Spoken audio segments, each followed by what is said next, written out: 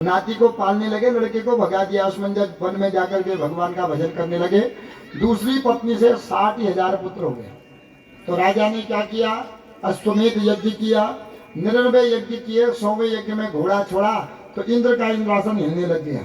क्योंकि जो ज्यादा पूजा पाठ जब तक करता है ना, इंद्र आकर के विघ्न डाल देता है उसके यज्ञ में। क्यों, इसका यज्ञ पूर्ण हो जाएगा, कहीं ये मेरे इंद्र के आसन पर न बैठ जावे, मेरा आसन न छीन ले, इसलिए इंद्र जाकर के विघ्न डाल देता है। तो इंद्र ने वो घोड़ा छोड़ करके कपिल मुनि के आश्रम में बांध दिया।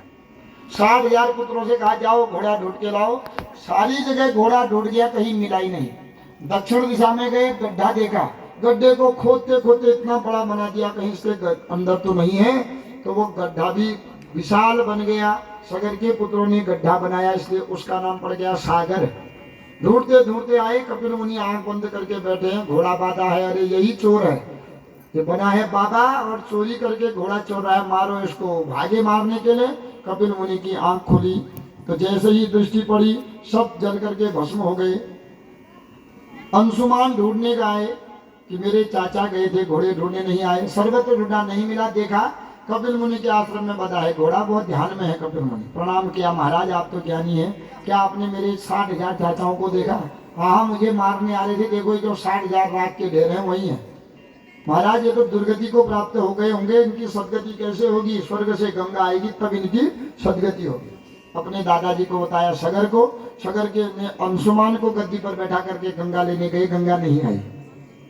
अंशुमान भी अपने पुत्र को गद्दी पर बैठा करके गए गंगा लेने, गंगा नहीं आई। अब भगीरथ जी अपने पुत्र को गंगा लेने बैठा करके गंगा लेने गई, गंगा प्रकट हो गई। गंगा कहती है मैं तो स्वर्ग से आ जाऊंगी और स्वर्ग से पृथ्वी पर आऊंगी तो मेरे प्रवाह के द्वारा गड्ढा पड़ जाएगा पृथ्वी में। इसलिए जब गड्ढा पड़ जाएगा तो क्या होगा कि पृथ्वी में खड्डा हो जाएगा, फिर सारी पृथ्वी पर जीव कैसे रहेंगे? इसलिए मुझे ग्रहण करने वाले कोई पुरुष को ढूंढो। तो कहा शिव के समान कोई अन्य पुरुष नहीं है जो गंगा को ग्रहण कर सकता है। भगवान से कहा महाराज गंगा को ग्रहण करोगे? शिव जी कहते लाओ। जटा खोल के बैठ गए, भगवान विष्णु के नख के द्वारा गंगा निकली है। गंगा भगवान शिव के अंगूठे के द्वारा निकली है, भगवान विष्णु के, इसलिए गंगा का पहला नाम है विष्णुपदी। आकर के भगवान शंकर की जटा में समा गई, दूसरा नाम पड़ गया जटा शंकरी। शंकर जी ने पूरी गंगा को तो धारण कर लिया, 3 जटाएं खोल दी, 3 जटाओं से गंगा पृथ्वी पर आई, इसलिए तीसरा नाम पड़ गया त्रिपथ गामिनी। भगीरथ जी लाए, चौथा नाम भागीरथी। आगे आगे भगीरथ जी कहते मेरे पीछे पीछे आना गंगा से, आगे आगे भगीरथ जी, पीछे पीछे गंगा। मार्ग में जन्म ऋषि बैठे हैं, सामने कुटिया है। भगीरथ जी गए कुटिया से, गंगा जी ने कुटिया बहा दी, भगीरथ जन्म को आया क्रोध, पूरी गंगा को पी गई। भगीरथ जी पीछे देखे गंगा है नहीं, जन्म से पूछा महाराज गंगा कहाँ गई? अरे मेरी कुटिया बहा दी, मैंने पी दिया। महाराज ऐसा न करो, अपने पितरों का उद्धार करने के लिए ले जा रहा हूँ, गंगा को दे दो। तब कान के द्वारा गंगा को पुनः पृथ्वी पर डाल दिया। इसलिए गंगा का 5वां नाम जाह्नवी पड़ गया, जन्म की पुत्री बनी। तो जहाँ 60,000 राख के धार ढेर थे, गंगा ने स्पर्श किया उनको तो सब मुक्त होकर के गए। और गंगा जावे कहा? गंगा कहती है अंशुमन भगीरथ जी से मैं कहा जाऊं? भगीरथ जी कहते हैं मेरे पूर्वजों ने गड्ढा बनाया है, आप जा करके उस गड्ढे में चले जाओ। तो गंगा जा करके उस सागर जो गड्ढा बनाया था वहां मिल गई, वही तीर्थ बन गया। गंगा जा करके सागर में मिल गई, वही तीर्थ बन गया गंगा सागर। इसलिए कहते हैं और तीर्थ बार बार गंगा सागर एक बार, बोलिए गंगा सागर धाम की। आगे इन्हीं के वंश में रघु के अज के दशरथ हुए, कोई संतान नहीं थी।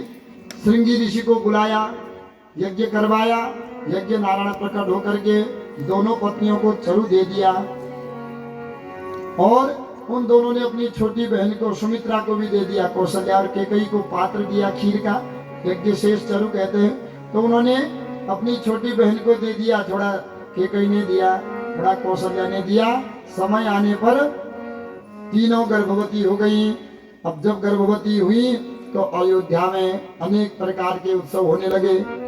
पृथ्वी शस्य युक्त अन्न युक्त हो गई, वृक्ष फल फूलों से लद गए, नदियां जल से जो है भर गई। बड़ा ही जो है शुभ संकेत होने लगा।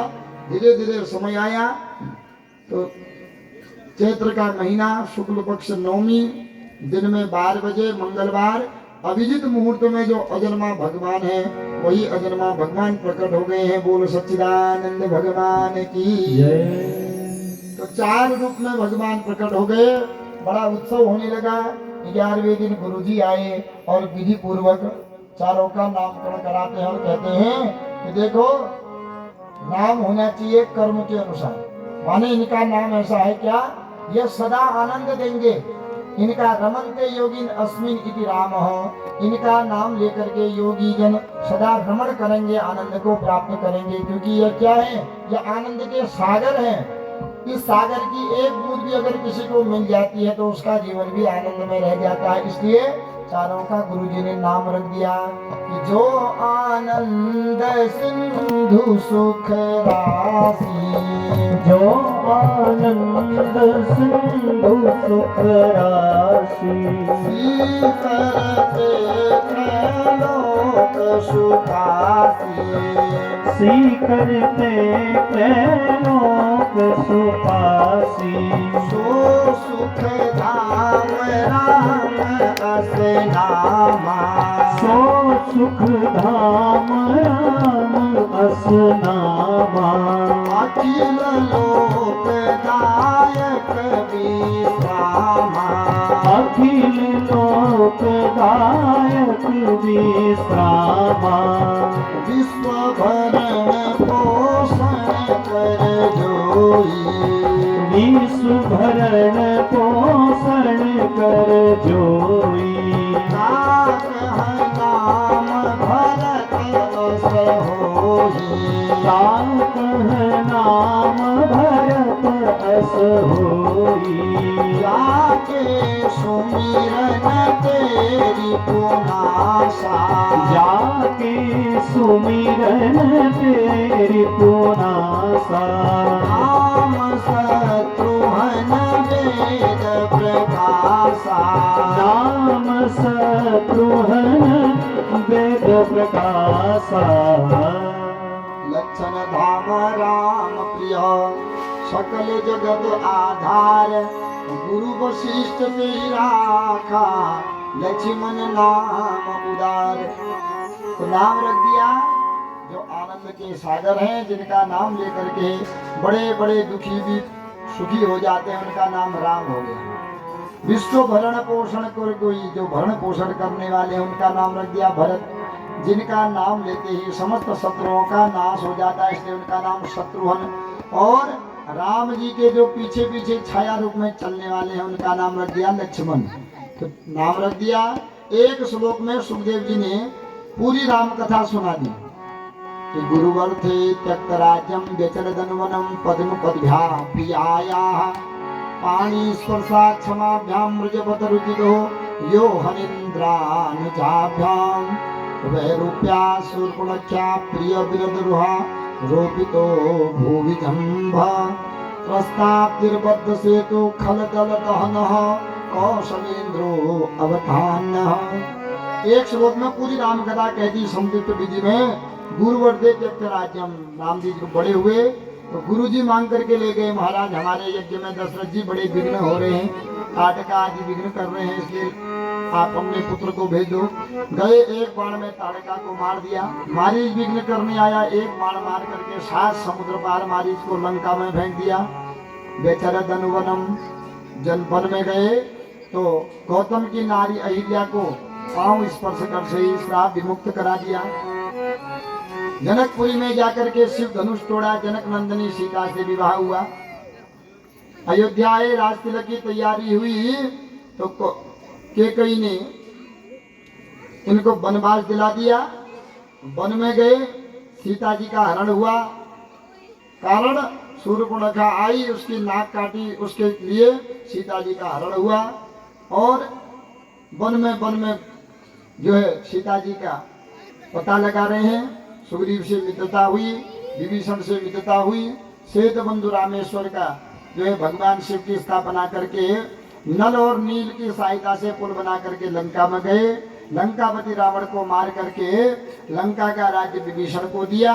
और राज्य में आकर के 13,000 वर्ष भगवान ने अयोध्या में राज्य किया और अंत में अपने सारे अयोध्या वासियों सहित भगवान अपने दिव्य धाम को चले गए। तो एक श्लोक में पूरी सूर्यवंश की कथा कह दी कि जो दिन में जिनका जन्म हुआ सूर्य की उपस्थिति में उनको कह दिया सूर्यवंश, और चंद्रमा की उपस्थिति में जिनका जन्म हुआ उनको चंद्रवंश कहा गया। राम जी का दिन में जन्म हुआ है इसलिए उनको सूर्यवंश आदि बता दिया। श्याम जी का चंद्रवंश में जो है रात्रि में जन्म हुआ इसलिए चंद्रवंश बता दिया। तो कहा महाराज राम जी के जन्म की कथा तो अब सुना दी, अब हमारे श्याम जी के जन्म की कथा भी सुनाइए कि भगवान श्याम रूप में कैसे आए, किस वंश में आए।